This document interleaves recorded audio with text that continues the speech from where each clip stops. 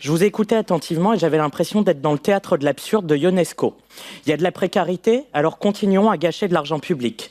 Il y a une urgence climatique, alors ce n'est pas important de planter beaucoup d'arbres.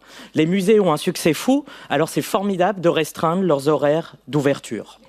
Tout ça nous montre bien que le débat n'est pas celui du trop de dépenses, mais de la mauvaise dépense, la question des choix politiques et de la responsabilité politique.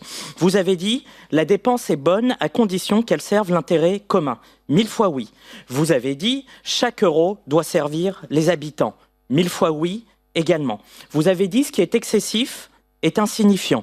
Malheureusement, vos excès à vous sont très significatifs. C'est ceux de l'explosion de la fiscalité, ceux de l'explosion des tarifs imposés à nos concitoyens, ceux de l'explosion des mauvais choix budgétaires.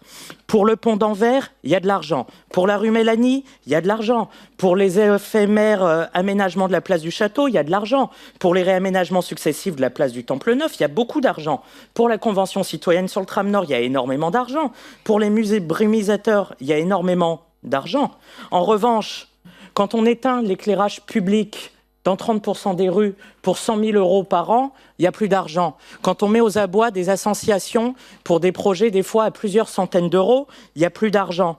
Quand on a supprimé pendant plusieurs mois la ligne 10, le dimanche et restreint les samedis, handicapant les personnes à mobilité réduite ou les personnes âgées, là, il n'y avait plus d'argent. Quand on supprime la navette de la Robertso, là aussi pour une économie de bout de chandelle, là, il n'y a plus d'argent.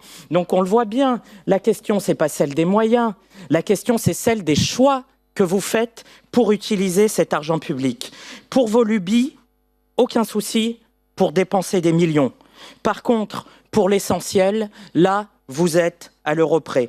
Vous ne savez jamais assumer vos décisions et surtout, vous ne savez jamais prendre la responsabilité de vos échecs. Vous cherchez à faire diversion, mais les Strasbourgeois, eux, y voient très clair. Ils voient les conséquences de vos choix.